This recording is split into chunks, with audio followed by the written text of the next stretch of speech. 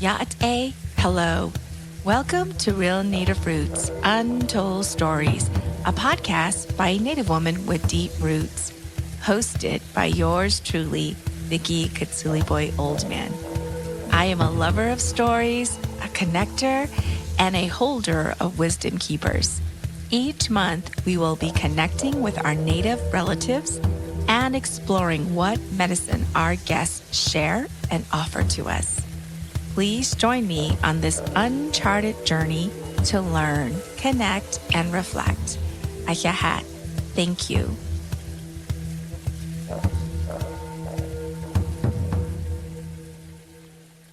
Good, beautiful day, relatives. Wherever you're listening from, I just invite you to take a deep breath with me. Inhale, exhale. I hope you all are well. A lot's happening in this world. And so I'm really hoping that you're grounding yourself in prayer, whatever you believe in, and just being good to your soul and being good to people around you. I'm grounding myself today with gratitude for the land beneath us, for the water that sustains us, and as you all know, for the stories that continue to find their way to us. Stories are important, as you know. As I always share with you all, I always share a personal check-in to let you know what's going on in my world. And so I just came back from a beautiful place. I was out visiting the Yakama Nation out in the community, which is like the farthest northwest tip of Turtle Island. It is so beautiful. And it was just surrounded by trees because those of you who know me, and I live in New Mexico, it's beautiful. We got trees, but we have a lot more desert around us. But I was around trees, the ocean, and rain came every day. When I was out there, it rained every day. But it was just lovely because, just being around that much water just made me realize the kind of energy that it brings. And so I really feel like it humbled me because there was a point where I was a little tired, and I think because there was no sun. It was just like gray. And so it really stayed with me though. And the other thing that I really took away my learning when I was out in the Yakama Nation is I love how much our Indigenous people take care of each other. So there were several of us out there visiting the leaders, the tribal housing leaders from different parts of Washington state. And the Makah people took good care of us. They fed us, they made sure we're okay. And that's what community is about, that no matter where we come from, we take care of each other. And on the last day, they said, we're going to cook for you. So they made us Indian tacos. And I can tell you their fry bread is different from Navajo's. I'm just saying they're different. And it was good. And I think what I left feeling really good was seeing the young people. I say the youngest must have been at least 5 years old, all the way up to probably a senior in high school. It was an age range of these women, young women dancers to young girl dancers. And then they had two mentors who were teaching them how to dance. And then there was two gentlemen, a younger one and an older one that were singing. One had the drum, the other one was singing. And I literally got goosebumps when the young man started singing. His voice was so deep and powerful. He sounded like he had been singing for years.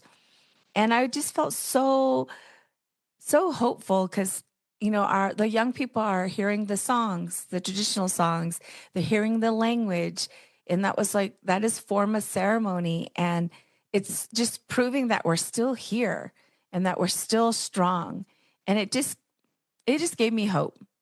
Despite what's going on right here, we got to continue to see the beautiful things like that, and that's hearing our music, our song, our language, the dances.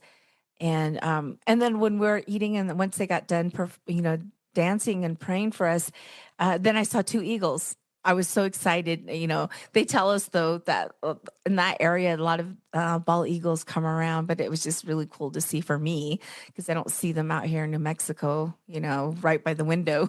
So that was my learning, just being in the Yakama Nation, witnessing the young people sing, dance, perform, having the community feed us, take care of us.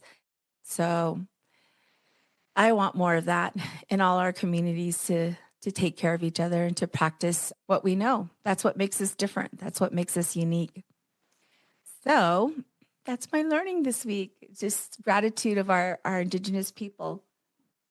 Those of you that are new, I always read a poem, and I'm going to read from Richard Wagamis, and he's an Indigenous author who's no longer with us on this plane. And I picked this particular poem because it reminded me of our guests. And I'll tell you a little bit more about him after I read this. I felt like it was appropriate. So let me go ahead and read it. It's called I Learned to Listen. I learned to listen when I was given to understand how much can be heard in silence. I learned to listen when I was given to understand how much remains unspoken beneath the words we say to each other.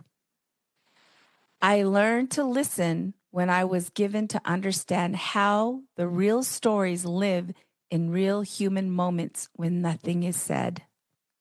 I learned to listen when I was given to understand that Creator communicates with me most clearly through feeling and not words. That last one just got me. Creator communicates with me most clearly through feeling and not words. And a lot of times, for me anyway, when I feel like I'm in that stage right now in my life where it's just kind of quiet, it's a little uncomfortable because I'm like feeling. And sometimes we don't want to feel because it's uncomfortable. Sometimes we do want to feel when it's joyous, but when it's like heavy, it's hard to feel and sit with that. Because sometimes there's not enough words to express that feeling. So thank you, Richard. I just appreciate that this man took the time to write down all his thoughts, his prayers, his learnings to share with us. So that's the poem for today.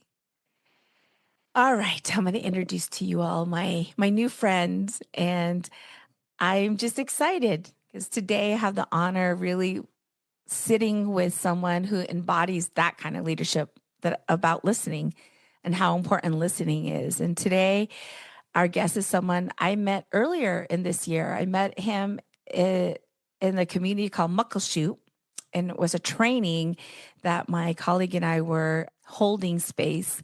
And it was focused on self-sufficiency for tribal housing entities or housing programs. And he was there and got to spend a couple of days with him and other beautiful Native souls that are doing the work in our communities. And what stood out about me in meeting our guests is I noticed how much he listened.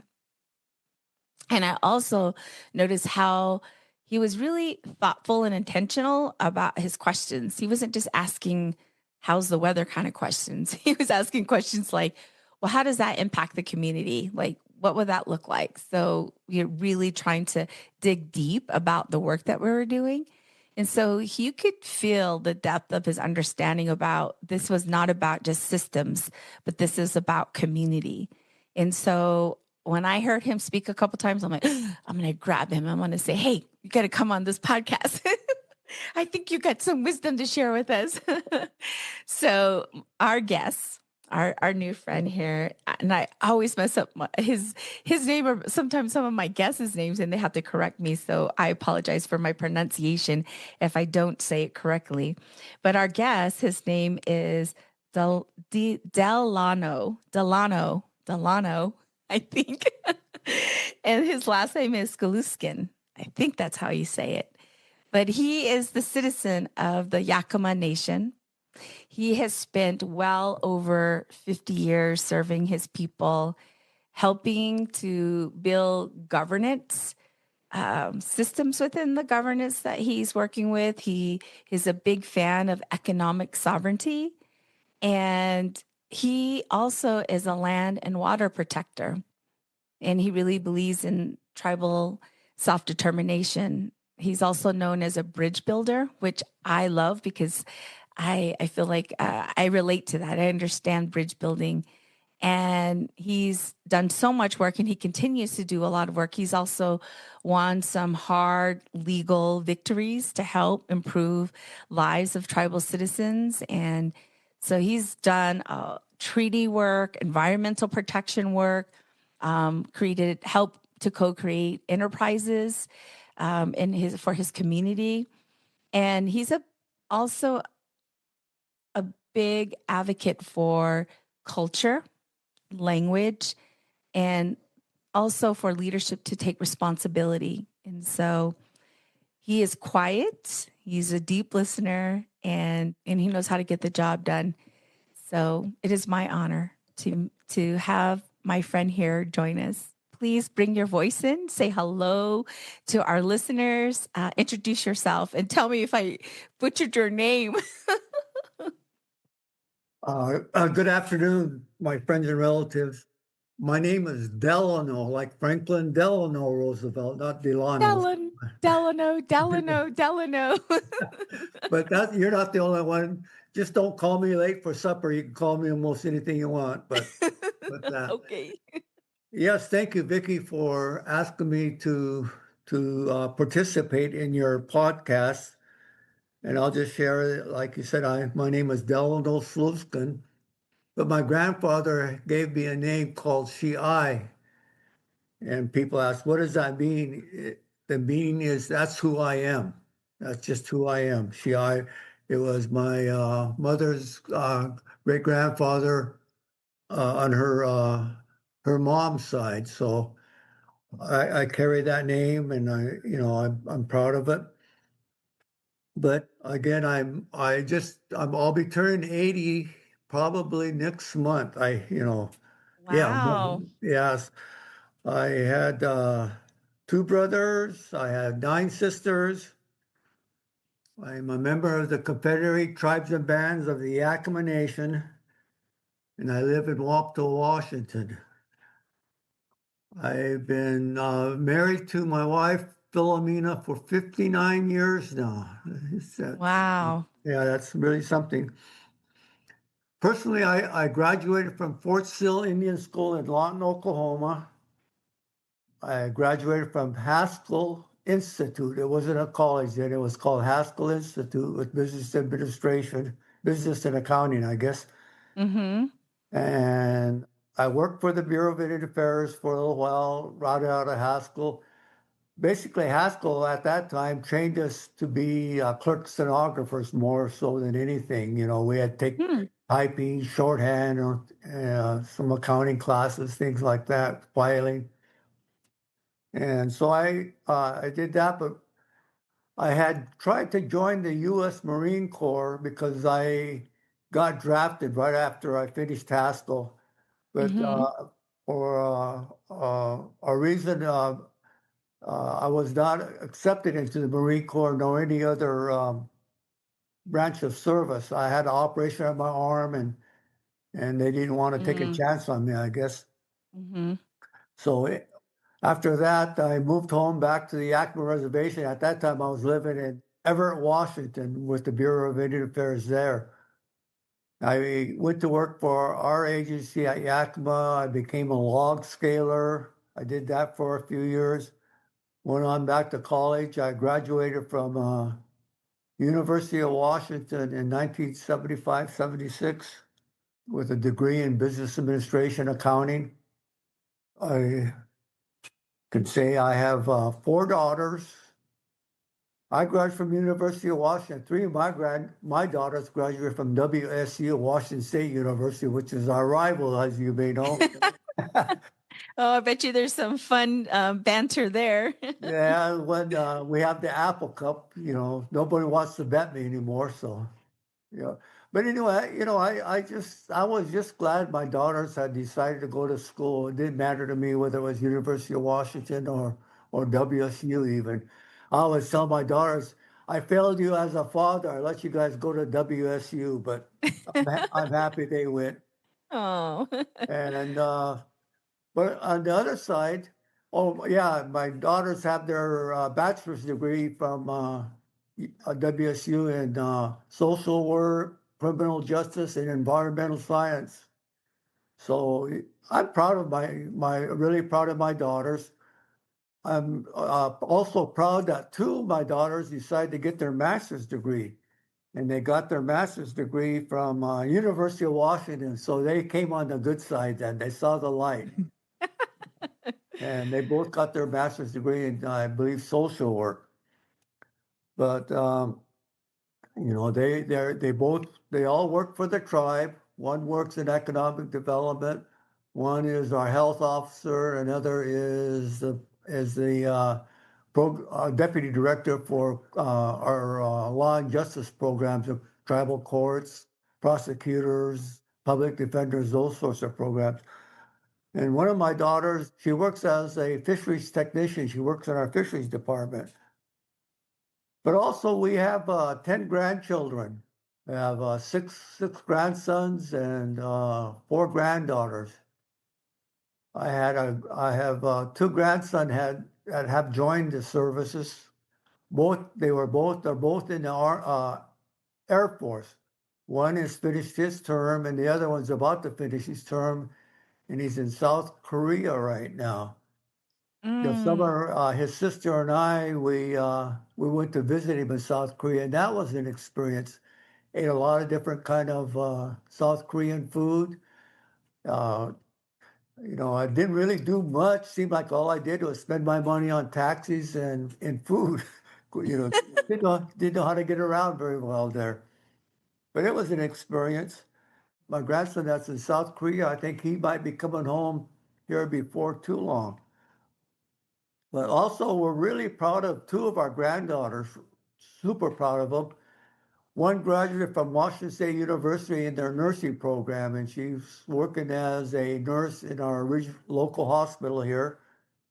And I have another granddaughter that is going to graduate from Gonzaga Law School in May. And that's really exciting for us to have a granddaughter to be a lawyer. It was kind of bittersweet because ever since she was in the seventh grade or eighth grade, she kept saying, I'm going to be a doctor. I'm going to be a doctor. And to her credit, she took all the math classes. She took all the science classes. She did all the work to become to get into medical school. And in her senior year at University of Washington, she tells, hey, Grandpa, I want to be a lawyer.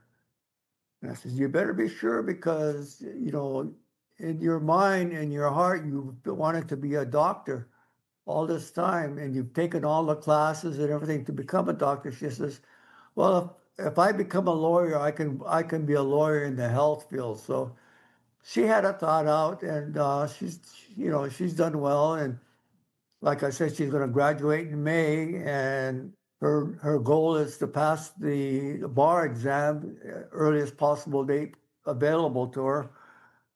Anyway, I just want to say we're so proud of our children and our grandchildren. We have four great grandchildren, as well. We have two great grandsons and we have two great granddaughters, and they're special. I used to hear my grandmother talk about, it's something when you get to be a grandparent, and it's even something more special when you become a great grandparent. And if Mm. you're lucky, you'll become a great great grandparent. And maybe one of these days, if we're lucky, my wife and I will be able to say we're great great grandparents. My sister can say that right now, but one of my sisters can say that, but I don't want to rush it. If it happens, it happens. Yeah, Right?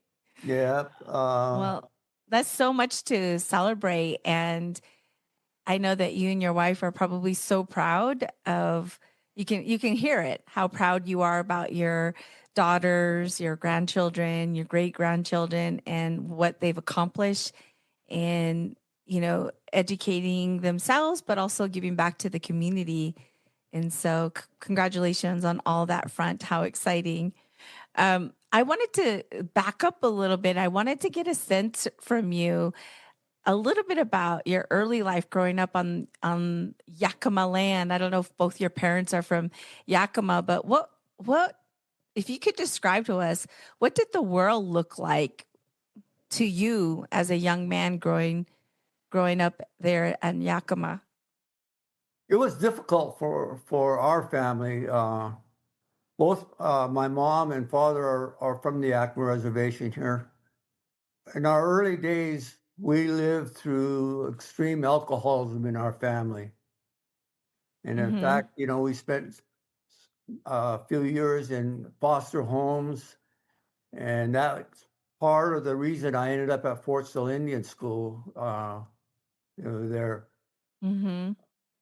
was we had our family was not always together like that. So it was difficult, and I was the oldest of my brothers and sisters, and it was challenging to say the least, to try to keep us all in a family unit. But it was what it was. Things don't always work out that way. But after I got back from Fort Sill, I went to Haskell, and my mother had at that time, she had quit drinking, and she joined AA and everything. But I guess being a product of the reservation, I had learned how to become involved with alcohol. And so, it was very difficult for me then to deal with that. My wife, she was very patient with me. She forgave me more than anything for my misdeeds, and that's why I love her so much. I guess she's the one that got me on the right track, and I've been sober since 1977. Wow. So that to me was kind of the difficult part. Mm-hmm. I stayed with my grandfather for a while when he was the chairman of our Yakima Tribal Council, and he used to always encourage me to go to college, and he wanted me to be a lawyer or an engineer. And that was his advocacy for me, but I never was that smart in math and I just thought I was lucky to get through college with a degree in business administration and accounting. So, he was proud of us at that as well, just for doing that. So since then, I had a sister graduate from college too in social work. She graduated same year I did. And then I've had cousins that have graduated with business and fisheries degrees as well. So my grandfather had a big influence on our family as far as education goes. But at the same time, we enjoyed sports. Basketball was a big thing on our Yakima reservation, and I Yeah. I I, I enjoyed playing basketball. I had a good time doing that. We used to have a basketball tournament on the reservation called Yakama Indian Nation All Indian Basketball Tournament. And I think it was probably one of the best in the country up until a few years ago. And things changed because it used to be for jackets and maybe all-star trophies and things like that. But now teams and the thing about our All Indian tournament was kind of like nation to nation. We get Mm-hmm. teams from the Browning or the Blackfoot Nation or the Crow Nation or the Cheyenne Reservation. They'd have members of their own tribe on it. Things kind of drifted in. They begin to get teams that pick up all stars. Well, I'm gonna, they'd get the better players from other reservations to bring onto their team, and that kind of changed it. And then now today, you can't go to a basketball tournament unless you got $5,000 for first place, and so it's become a money thing, and it's not the same basketball that I grew up with in today's society. So. That was one of the things I did. I enjoyed hunting, fishing. Got my first salmon. Got my first kill as a young man, and you know, uh, that's pretty much it. When as a youngster growing up on the Yakama reservation, it seemed like at the time that I was in high school, our reservation was maybe about 5,000 tribal members. Hmm. But today we're like 11,000 tribal members. So we've grown considerably since then. Wow. Well, a lot has changed, right? I mean, you just even the example you're talking about basketball, back then it was more just like bragging rights. Yeah, yeah. And now it's more monetary. It's different in terms of that. But I also was really curious. I appreciate you also just naming how hard it was. I hear a lot of times sometimes I ask the question like, which do you think is harder, living in the city or living on the res? And majority of the time, people always say res. Reservation life is hard. City life is hard, but in a different way. But people say like reservation life makes you tough in a different way.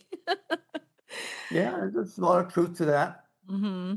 And you also name that your wife was instrumental in being a partner on this journey. You guys have been together for over 55 years. How did you guys meet? I always like to know how people meet.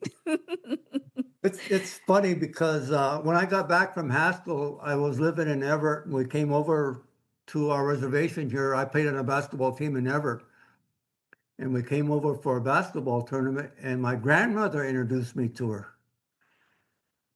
My grandma said, Donald, I want you to meet somebody. She brought my wife over to me, introduced her to me, and my wife was running for tournament queen for that All Indian basketball tournament that I was mentioning.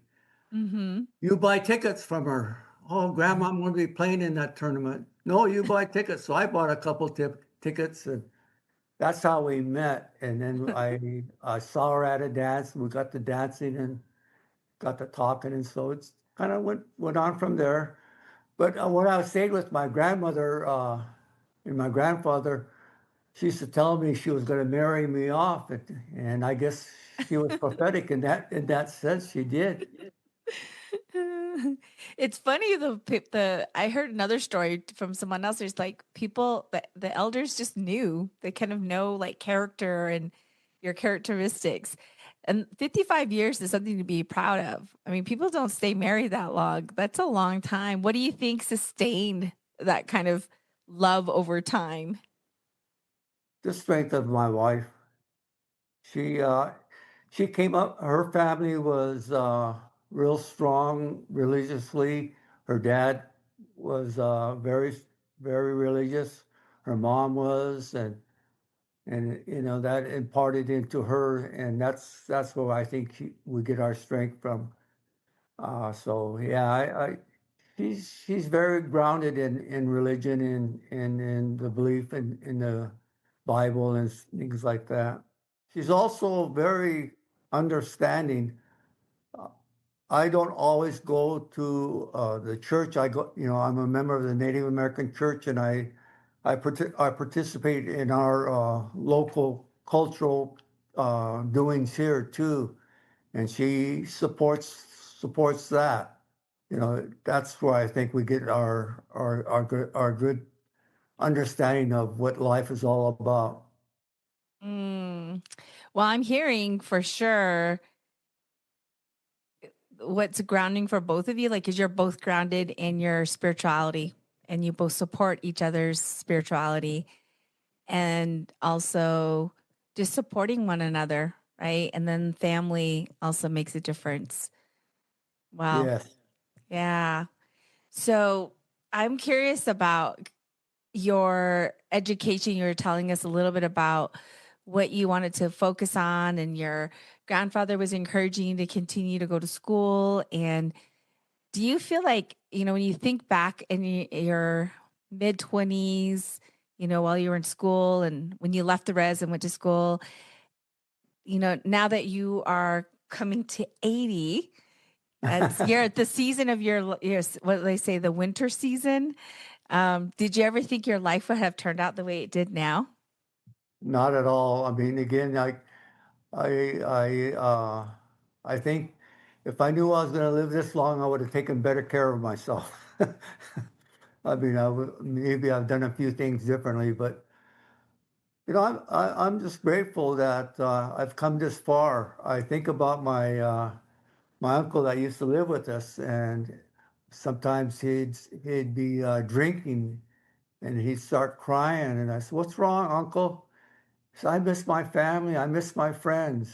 Mm, And there's nothing we could do for him. We just have to let him, finish his emotions that he was feeling at that time. But I find myself that way sometimes, thinking about my friends and my relatives that have gone on, and missing them as well too. Past couple of years, I've lost several close relatives, close friends that I had a lot of love and respect for. And I was teasing one of my friends that I have. Him and I, we've been around a long time. I said, "Hey, Sid, they tell us that only the good guys go first. Why are we still here? We must not be so good." But no, that's the way life goes, I guess. You just got to keep on moving.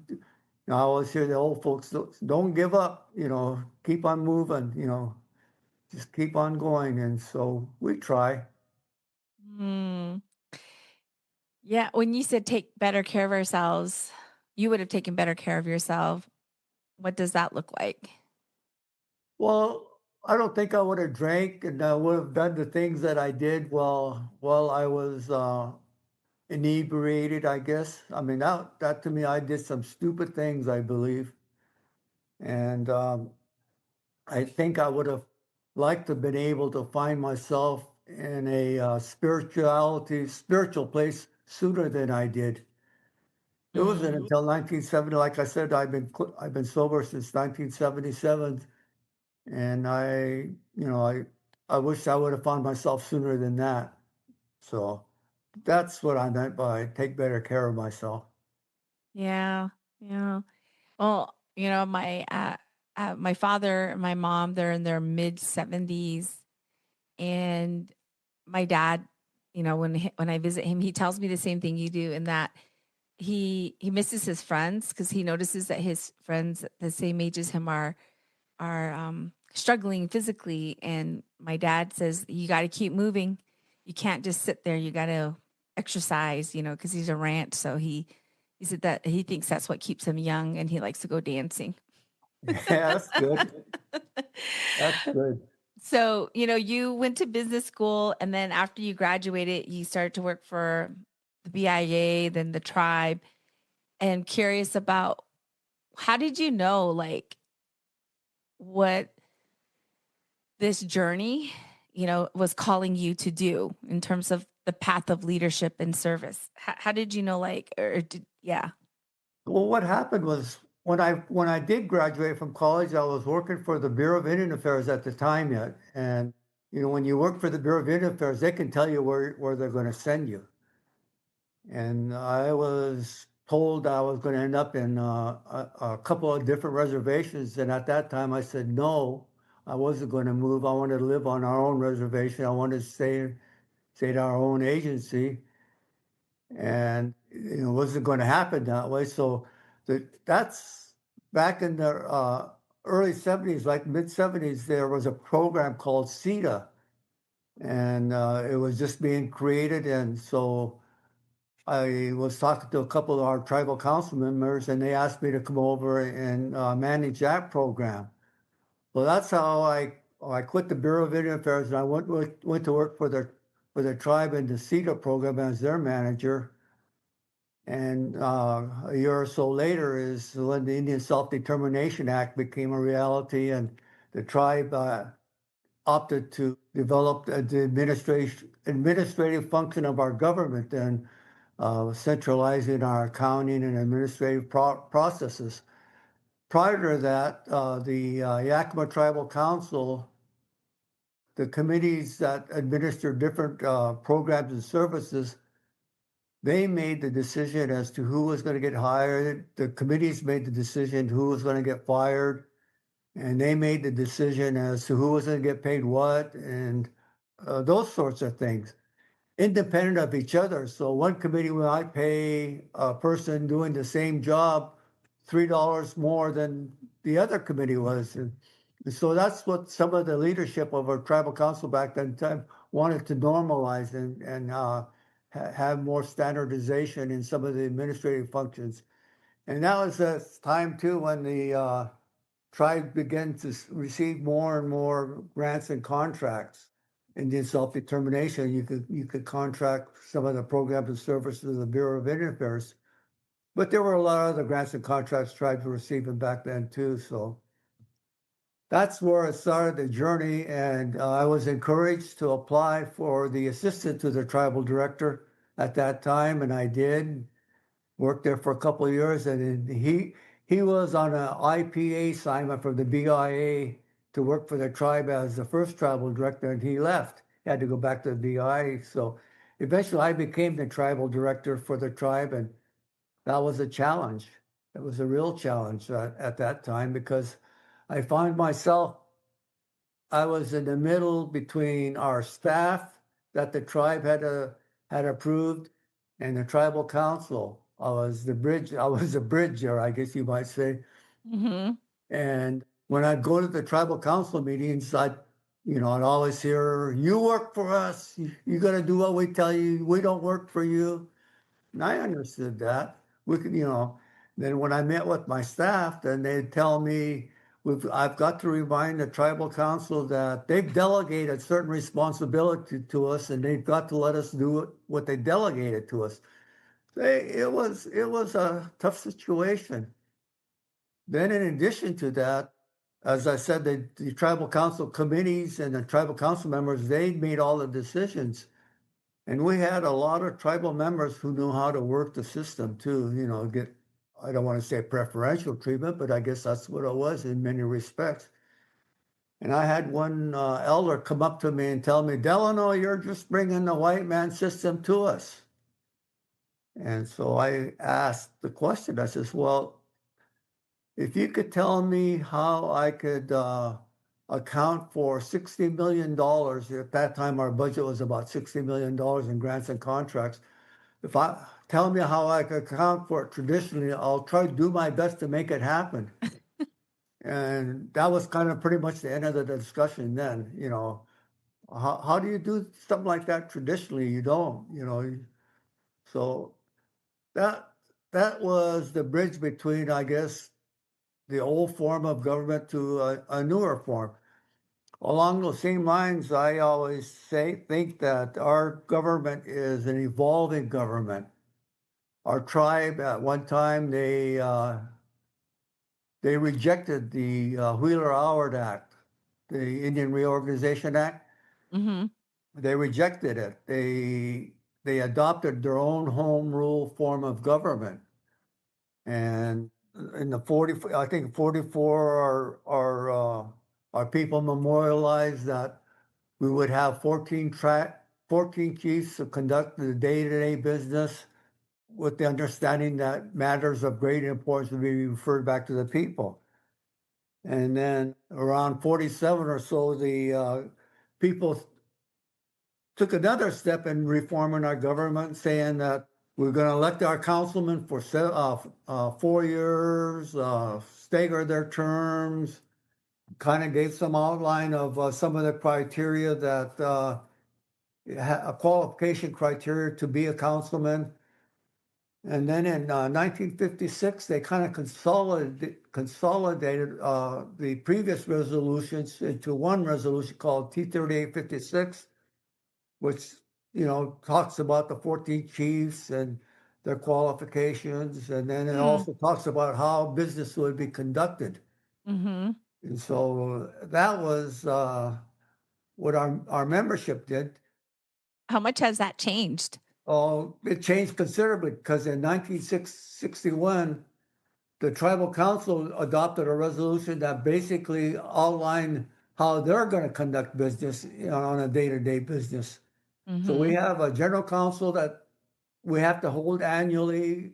Uh, and there's a procedure to conduct business there. Then our tribal council adopted a resolution that outline their roles and responsibilities conducting business, or that would be consistent with the General Council resolution.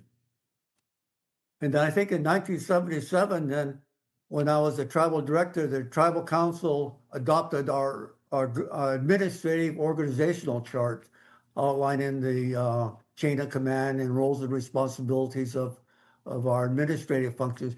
So our government has evolved several different times, Mm-hmm. from, we don't have a constitution. We don't, like I said, it's a form of home rule. That's what I've always been told. So that's the evolvement of our Yakama Nation tribal government. Well, being in that position, and seeing it now, because I know that you're still engaged in hearing what's happening and, uh, continuing to be a bridge builder. That role requires.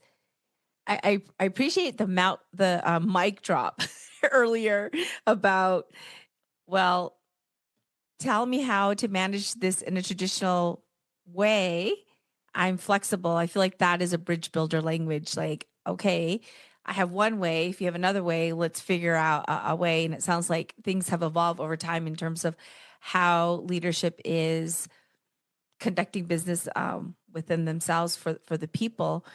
And when I think about all the work that you've done, it makes me wonder a little bit about some of the other areas that you have passion for as well, like land and water. When you think about protecting land and water over the time that you've been in leadership, what have you learned from that? Without land or water, we would not exist.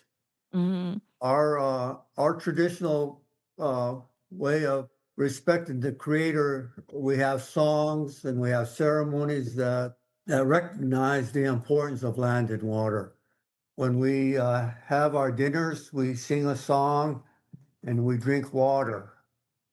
When we finish our dinner, we sing a song and we drink water. So in that respect, that's how important water is. Without water, there is no life.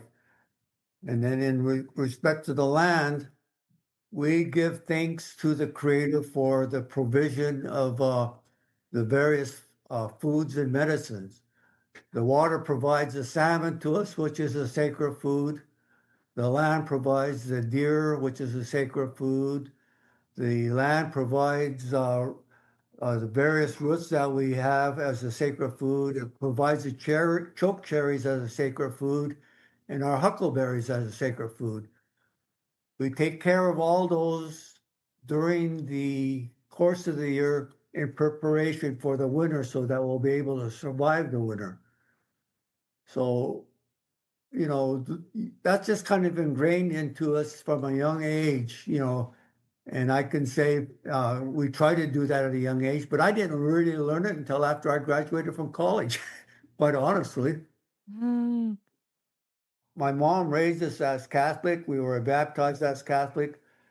And the only time that we ever seemed to go to the Catholic Church when I was younger was for a funeral or when she'd want my brothers, my sisters, my nephews or nieces to be baptized. And that's just kind of the way it was. But after I graduated from college, I was asked to come to be a drummer in one of our longhouses. And that's when I began to really realize the importance of the tie to nature, I guess you would say. Hmm. Mm. Everything that you're saying is all interconnected, right? I mean, you're talking about land, water, and you're connecting it to spirituality and the culture. And then in essence, that's connected to we as indigenous communities, native communities, our sovereignty in terms of government and what we're trying to protect. Because we and I feel like when we get older, we do start to make the connection of like how it is all tied together. And we don't really get that realization sometimes until we're really, I feel like when we're grounded or spiritually connected, when we're out in nature, we start to see how that's tied and why it's important. And some of the legal battles that you all have been like the Bolt decision. I don't know if people know about it. And that's again about the land and the water and the salmon.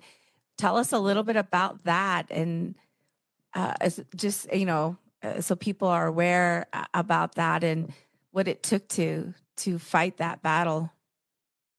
The Bolt decision happened at a time when I was still going to the University of Washington.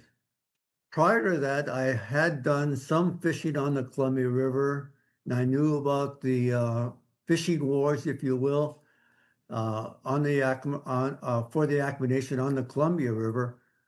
And when I was in college, the Bolt decision came down, and the thing that I remember most about it is the fishermen in the Seattle area couldn't go fishing because the Bolt decision decided or affirmed that Indian people were entitled to at least 50% of the salmon Mm-hmm. that came back. And so many of the fishermen in the Puget Sound area, they couldn't go fishing unless they had an Indian on the boat with them. So while I was in college, that was kind of a windfall for me because I'd go out on the boat with them and fish and got paid pretty good. And I'd go to school and go out again. So that was what was I remember about the Bolt decision, how it came about. But again, it's just a matter of reaffirming the negotiations, I guess, if you will, between Native people and the federal government about protecting a way of life. It wasn't just about setting the land aside. Our people say, we rely on salmon, we rely on the berries, we rely on the deer and the elk, and they made sure that those were provisions of our agreement with the United States government. So, and it was really fortunate that the government had supported us in that bold decision, I believe.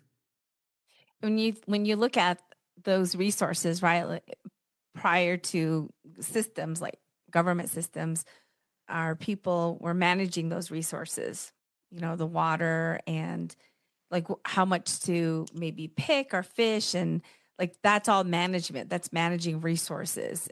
And I want to tie that to another area of your life that you, I know, have had interests and engagement with, and that's economic sovereignty. So what does true economic sovereignty look like for the Yakama Nation? And that's really one of my passions because what I think about economic sovereignty is the Yakama Nation or any other nation should not have to rely on the federal government for grants and contracts to protect your treaty, to administer law and justice on your reservation, to manage your resources.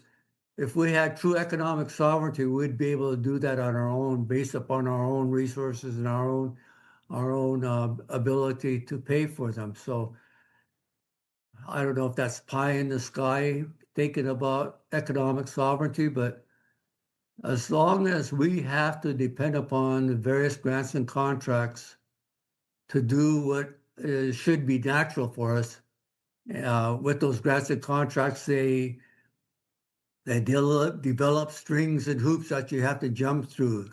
You can do things, but you can't do things. So, and you have to try to find a balance to make it work. And we're in that, I feel like we're in that time now where, government contracts are getting smaller or being taken away completely. And it's a time where we're in a place to think creatively about how do we use the resources that we do have that we can use to take care of ourselves. And so when you think about that and you think about economic development, right? Development, and yet at the same time, protecting what's sacred, how do we balance that? Well, again, I think it's if you're grounded in your customs and your traditions, you won't be doing economic development that's going to contaminate your water. You wouldn't be doing economic development that's going to destroy your land or destroy the air. Life life is dependent upon those natures, and we've got to be able to work with them, not against them.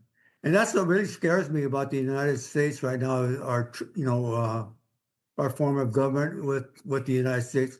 The dollar is more important than protecting the air, land, and water. And I always hear our elders talk about for generations yet unborn. And I really wonder what our generations yet unborn are going to have that will afford them the opportunity to breathe clean air, afford them the opportunity to drink clean water, to afford them the opportunity to eat foods that are not contaminated with pesticides and herbicides. So to me, we've got to learn what is our priority. Is our priority the Mm. dollar, or is it a priority to protect and develop the ability to provide for the generations yet unborn? I guess other people say 7 generations, but I always heard it protect those who are yet unborn. So when you talk about that, it makes me think about leadership, right? The people who are in leadership making these decisions. So you describe your leadership as a quiet leadership. And so when you think about leadership now, especially at the time now, particularly like the various levels of government, what do you think needs to happen more and how they're leading? Are you talking from the tribal perspective or the federal government perspective or state government? Actually, both really, because I feel like they go hand in hand. And it actually reminded me, I can't remember where I read it, but you had said something like meaning like the government, was meeting with you, like the tribal government, like meeting with tribal leaders. And you said something like they just treated us like citizens and they didn't realize like we're leadership. We're like it's like leadership to leadership, and but they didn't make it feel that way. And so I'm just tying in like what kind of leadership do we need now? Yours, you tell us, is a quiet leadership. So maybe describe what that means and like what do we need more of within our tribal government and also with the current government. I see that with my eyes kind of rolling. I guess when I think of myself in terms of a quiet leadership, I know that I'm not the most outspoken, and I don't think that's a bad thing. I sit around and I hear people, some people like to get up and hear themselves speak sometimes, I think. But at the same time, I think we need to be able to listen to one another, sincerely listen to one another in order for us to come to an agreement as to what's going to be best yet. And I'll just say it again from what I always hear for the generations yet unborn. If we're just thinking about the dollar today, then I get fearful for what's in store for my grandchildren, my great grandchildren, my great great grandchildren, and the generations yet unborn. So I guess it's just what's important to us as a society and as a people. We need to be able to understand each other and have a common thread there. What is our priority for our future generations? Well, when we think about our future generations, earlier when I was checking in with folks, I was talking about my visit with Macaw. And I was honestly just so hopeful to see the young people learning the dance and the songs. And when you think about our future generation and where we're at now, the state that we're in now, what gives you hope right now?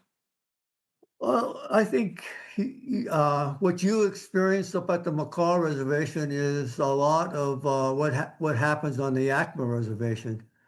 Well, I guess let me start out by saying what I fear the most is our language. Mm-hmm. I always hear the elders say that, and when I used to work with the old tribal councilmen, they used to always say that when we lose our language, there's going to be a time that our leaders will go back to Washington, D.C., and those representatives back in Washington, D.C. are going to say, can you still speak your language? And if you can't, then they're going to say, you're just a citizen like us. There's no need for you to be a reservation again. So they're going to terminate us. And that's the way the older people thought, I think, a lot is, the importance of the language. But also the language is what's important to our legends, our culture, our ties to the land, our ties to the foods, the songs that we sing. So the language is really important. I know back in the early 70s, my grandfather and my aunt, they began to write a dictionary for the Yakama Nation language. Mm, And that was controversial because there was a lot of elders that felt that you don't you shouldn't be writing the language down. The white man's going to learn it, and he's going to teach us, and he's going to sell it back to us. That was the thought that I heard a lot of. But that was one of my grandfather's last passions, I guess, if you will. And then my aunt, she picked up on it and she pursued her education. She was 93 years old, wow. and she got her doctorate degree from University of Oregon in linguistics. Oh my gosh.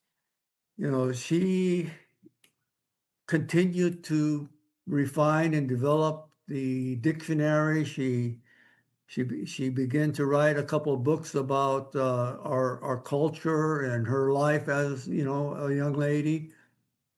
And she lived till I think around 20, 22, 23, 24, somewhere. She was 103 years old. So she lived a full life, and Mm, and that's going to be her legacy, along with my grandfather's legacy, is the dictionary. So even yet today, I hear people say, "Well, that's the dictionary speaking language. That's not the way we learned how to." And I agree. There's a lot to be said for that. That there's a difference probably between the way our elders learn to speak it and the way that it's being taught through the dictionary process. But nonetheless, if she didn't do it, who was going to do it? It was going to be lost. And I mm-hmm, always tell people too that say that's the dictionary way of learning the language. I says, well, it's important for you then to get with the people that understand the dictionary process and help develop the way that maybe you learned it when you were a young child. But I don't know. It just seems like a lot of times we're going to shoot ourselves in the foot. And I remember our people at the General Council said, we shouldn't be recording the language, we shouldn't be writing it.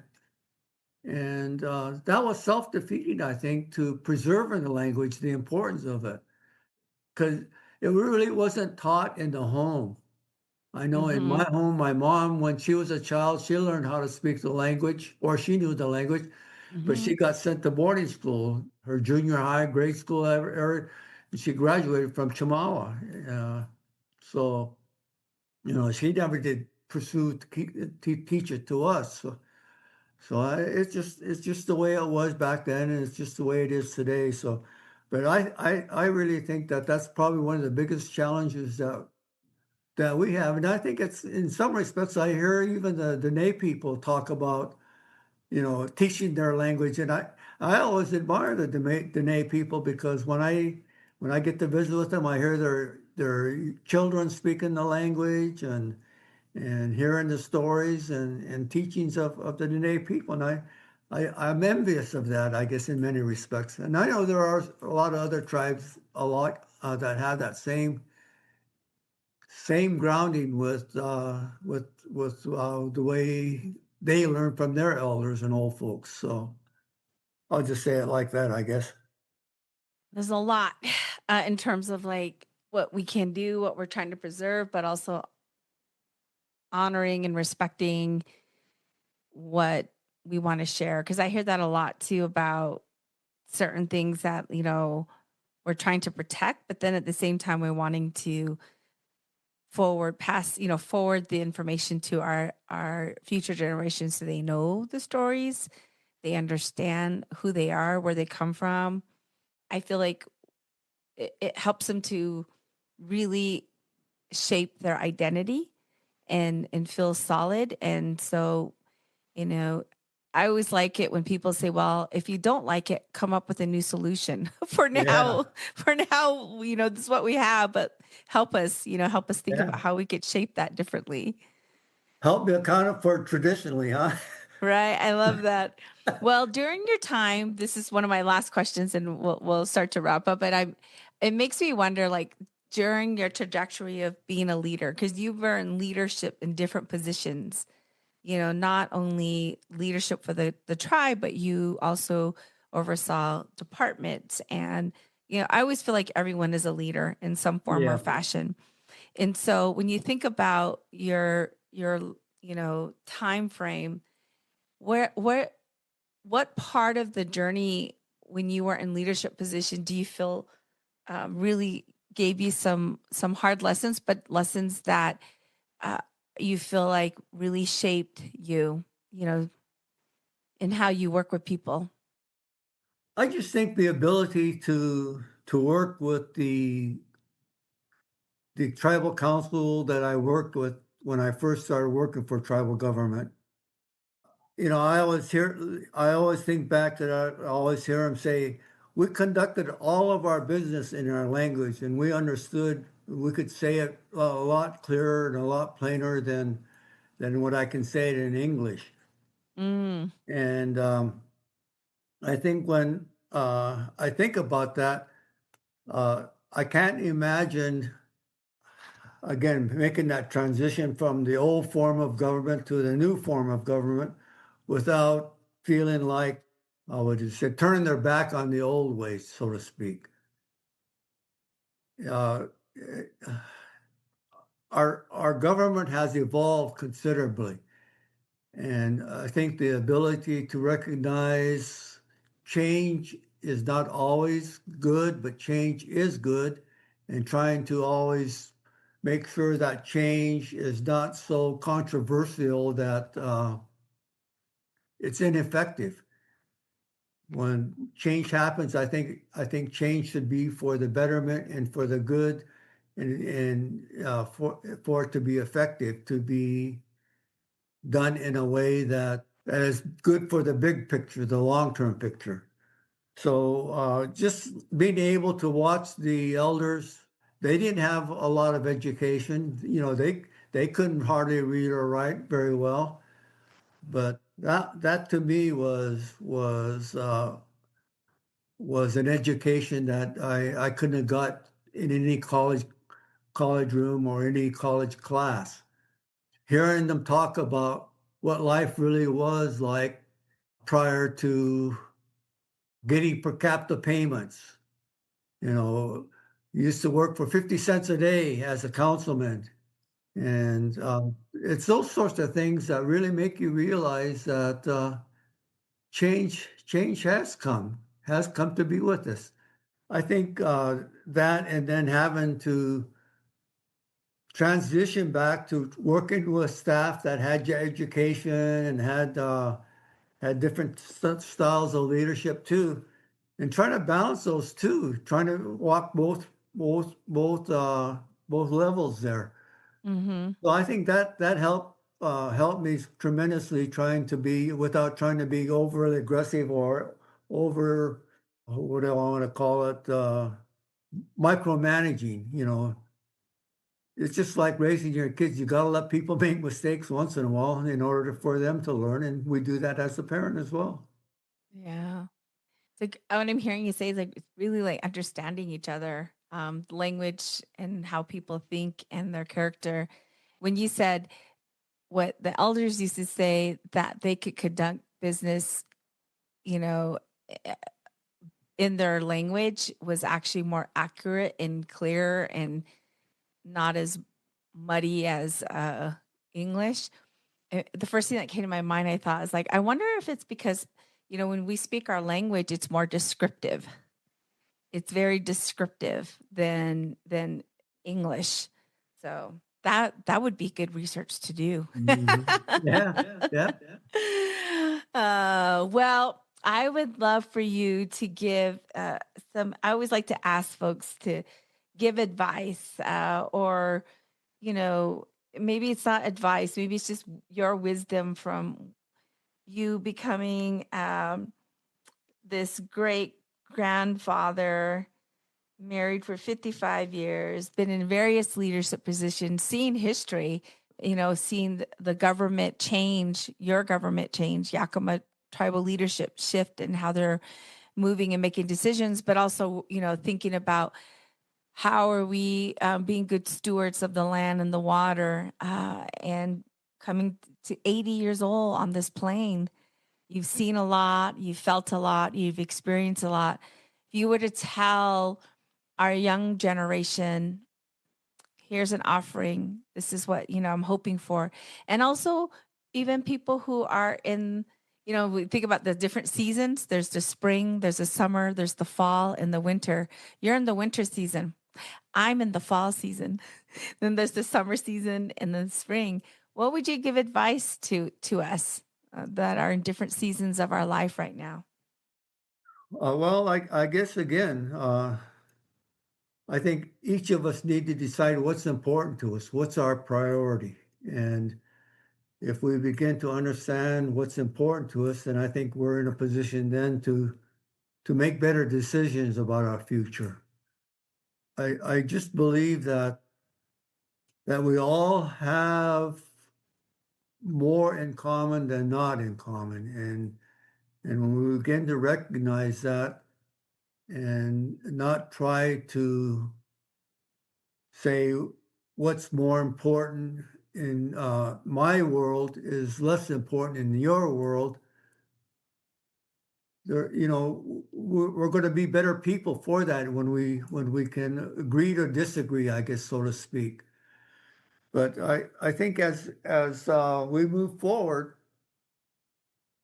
I think what's important in my mind, what I find is things that we need to be able to recognize and begin to look towards how are we going to resolve these things is like our enrollment. As chairman, I was part of the enrollment committee. Our enrollment criteria is that you need to be 1/4 blood of the original 14 tribes and bands to be enrolled in the Yakama Nation.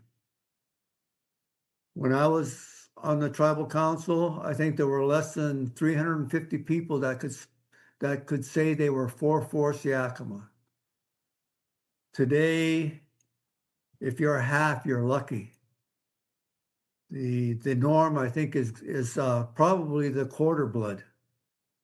And if we don't begin to recognize that we're going to regulate ourselves out of existence if we don't begin to think about changing that. So again, as we begin to transform from one season to another, we need to recognize, will there even be a Yakama Nation if we don't begin to look at those sorts of issues? I think also that how do we deal with today's social ills, drugs and alcohol? I just feel bad when I go downtown. I see so many young people today walking the streets. Mm. And I feel sad too because now you look at some of these young people, they look like zombies walking around the streets. And I just don't, I used to hear one of the elders on tribal when I was on tribal council. She said, these young people, they have families. How come their families aren't taking care of them?" It became a tribal council responsibility to take care for the people. But people need to begin to take responsibilities for their own daily lives, I think, sometimes. And I'm not saying that in a mean way, but I think as a government, we try to help provide them the ability to help themselves. I think that's government's role is we need to help our people help themselves. We shouldn't be just giving them handouts. And so I think that's something that as we begin to go from one season to another, again, we need to identify and deal with some of the things that our people are facing. And then the way I met you, Vicky, was at a housing meeting. Housing always has been a concern for me. I know when I graduated from college, me and my wife, we didn't qualify for any of the housing programs that they have. You know, we didn't get a HUD home, so we had to we built our own home and without assistance from the housing authority.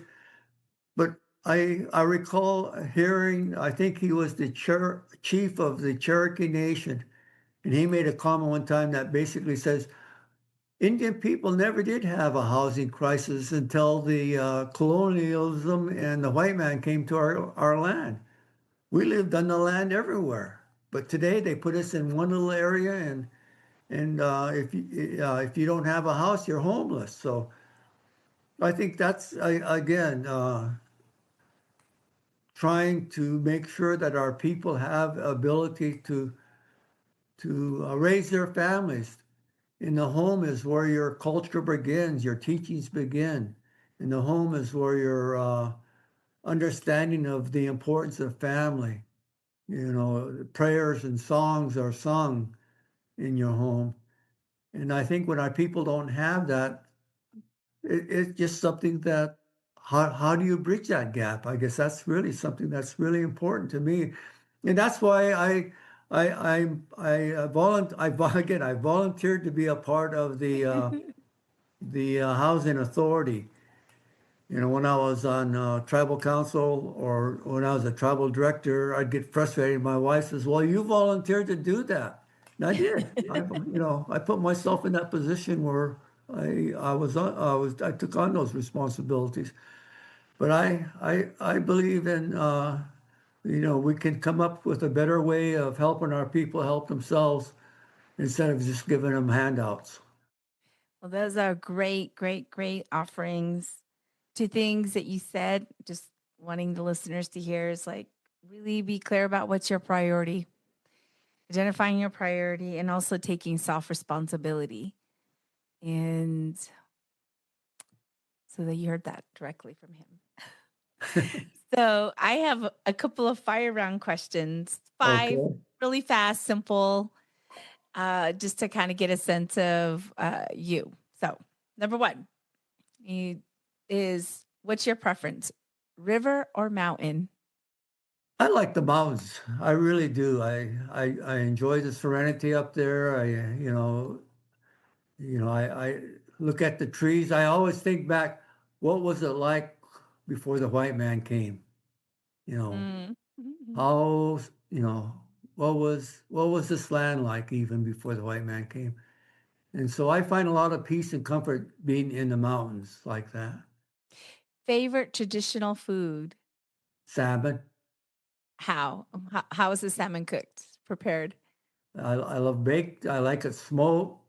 I like I like it fried. I mean, I like it canned. So no, I love to eat salmon. Salmon, all right. Okay, this one you're gonna laugh at.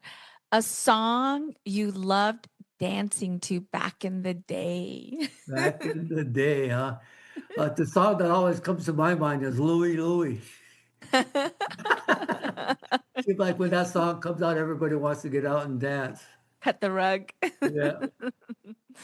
All right. How do you continue learning? Is it through people, through reading, or YouTube or podcasts? I don't, I haven't really, how would you say, listened to a lot of podcasts. My grandson, I traveled with him back to Texas when he was in the Air Force there. We drove together and he was always listening to different podcasts.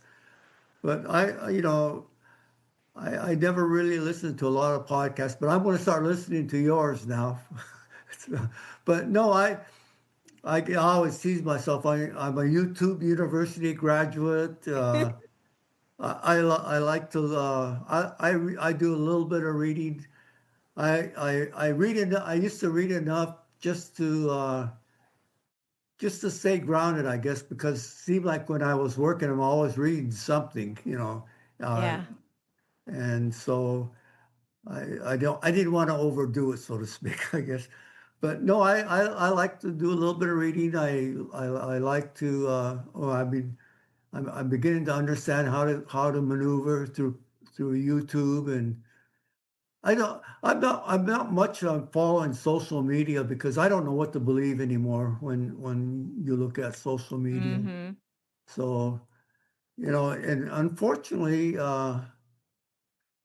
the local newspaper is not available to us today. I used to love to get up in the morning, go out and get the newspaper, come back, drink my coffee, and read the paper, but don't do that anymore. Mm. I know you got to go and look at CNN or whatever, but I wish we still had a local newspaper. Mm.